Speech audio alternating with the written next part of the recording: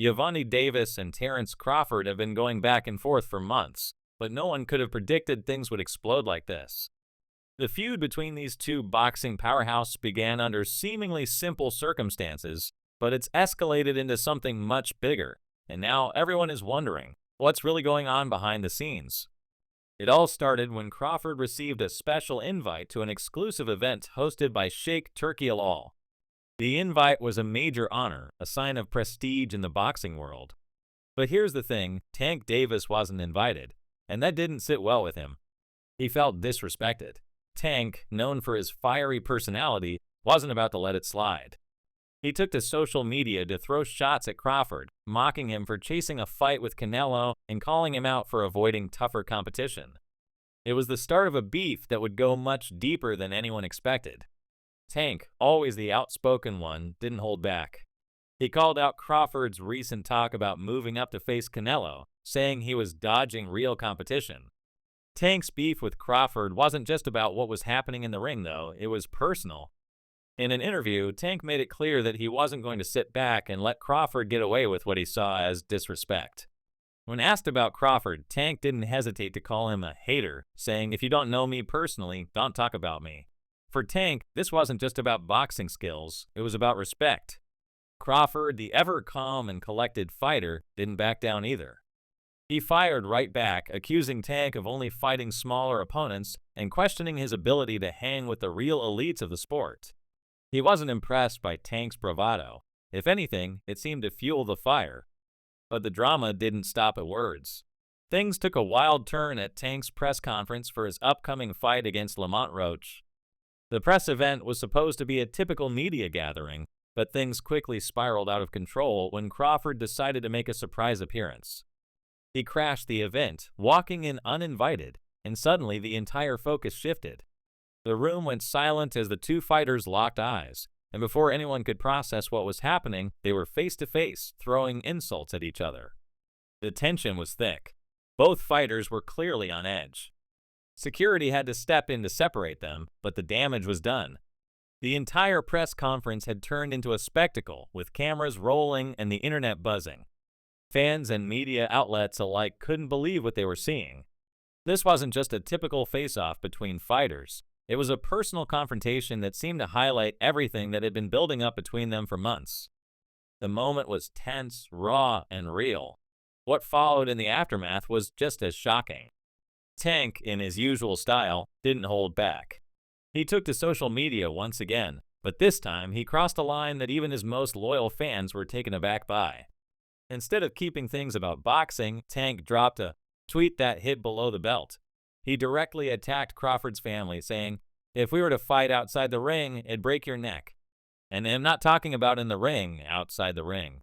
He then added a comment about Crawford's wife and kids, making things personal in a way that left many people questioning his character. Tank deleted the tweet just minutes after posting it, but as we all know, the internet doesn't forget. Screenshots of the tweet were already circulating, and fans weren't having it. Many called Tank out for taking things too far, accusing him of being insecure and hiding behind his fists. The reaction from social media was swift and harsh. One fan tweeted, "Tank's out here fighting Lamont Roach while Crawford is chasing the big dogs." Another fan added, "That tweet crossed a major line."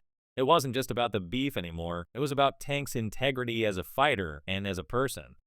Despite all the drama, Tank and Crawford's fight was still set to be a huge event.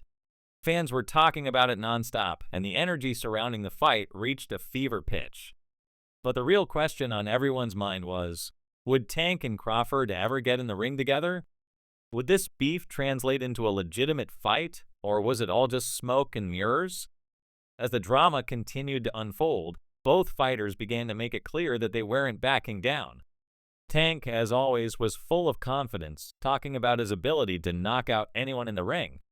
He made it clear that his goal was to dominate, to prove that he was the best, no matter who stood in his way. Crawford, on the other hand, was focused on legacy. He wasn't in the game for the fame or the social media attention. He was there to solidify his place as one of the greatest fighters in boxing history. For Crawford, the goal was simple: face the best and beat the best. And that's when things took a surprising turn. For months, Tank and Floyd Mayweather had been feuding. Tank had made it clear that he wasn't interested in staying under Floyd's shadow and had left Mayweather Promotions in search of his own path. But now Floyd was in Crawford's corner. Floyd and Crawford had been seen training together, and it was clear that this wasn't just some friendly workout session. Floyd wasn't just giving advice, he was coaching Crawford, working on his defense, counterpunching, and even sharpening his ring IQ. For Tank, this was the ultimate betrayal. Floyd, his former mentor, was now fully aligned with his biggest rival. The move seemed to be a direct challenge to Tank's claim as the best. This wasn't just about boxing anymore, it was about power moves. Floyd had been siding with Crawford for a while, and his influence was undeniable. Tank, who had once been under Floyd's wing, now found himself on the outside, with his former mentor coaching the man who was gunning for his title. The stakes were higher than ever. Tank's relationship with Floyd had always been complicated. There was respect, but there was also tension. Floyd had always been the bigger star, and Tank had always been in his shadow. But Tank had grown, and he had his sights set on becoming a star in his own right. He didn't want to be known just as Floyd's protege. He wanted to be Tank Davis, the man who could stand on his own. And now, Floyd's alliance with Crawford seemed to confirm that Tank's biggest rival wasn't just in the ring, it was in the gym with Floyd. But even with all the drama surrounding them, one thing was clear: Tank and Crawford were both elite fighters. Tank, with his one-punch knockout power, had proven himself time and time again. He was a monster at lightweight with a resume that spoke for itself. Crawford, on the other hand, was a master technician, a fighter with skills that were nearly unmatched in his division.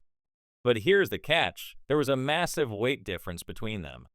Tank, who had been dominating at 130, 135, and even 140, was now going to have to face Crawford, a fighter who had spent years at 147 and even flirted with a potential fight against Canelo at 168.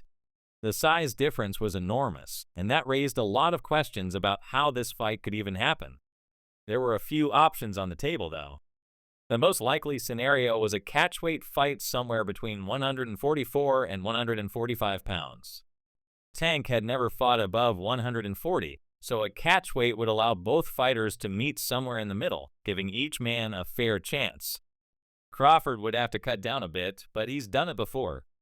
Tank, on the other hand, would have to bulk up without losing his speed and explosiveness. It wouldn't be easy, but it would give both fighters the opportunity to showcase their skills without being overpowered by size. Another possibility was a straight-up 140-pound fight, but that's trickier. Crawford hasn't fought at 140 in years, and making that weight again could be a challenge. If Crawford could somehow make the weight, it would be a battle of pure skill. But there's a real risk that cutting weight could drain him, leaving him at a disadvantage. And then, of course, there's the idea of Tank moving up to 147 pounds. If Tank really wanted to prove he was the best, he could jump to welterweight and face Crawford on his turf. But that would be a huge risk. Tank has never fought at 147, and going up against Crawford at his natural weight would be an uphill battle.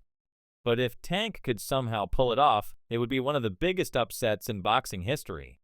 Regardless of how they choose to make this fight happen, one thing is for sure: this fight has the potential to be massive. Tank, with his knockout power and raw energy, is one of the most exciting fighters in boxing today. Crawford, with his technical brilliance and calm demeanor, is a fighter who's built for the long haul. And with Floyd Mayweather in Crawford's corner, the stakes have never been higher. But here's the thing: Tank has been hinting at retirement. He's been saying for months now that he wants to make as much money as possible before he walks away from the sport. Could this be his last dance? Could this showdown with Crawford be Tank's final masterpiece in the ring? Fans are eagerly watching to see what happens next. Crawford is ready for the fight, Floyd is in his corner, and Tank is focused on finishing his career on his own terms. The drama is far from over, and it seems like this story is just getting started. Will Tank and Crawford finally meet in the ring to settle their differences once and for all? Or will this just be another chapter in the ongoing saga of boxing's most heated rivalry? The world is watching, and fans are on the edge of their seats, waiting to see what happens next.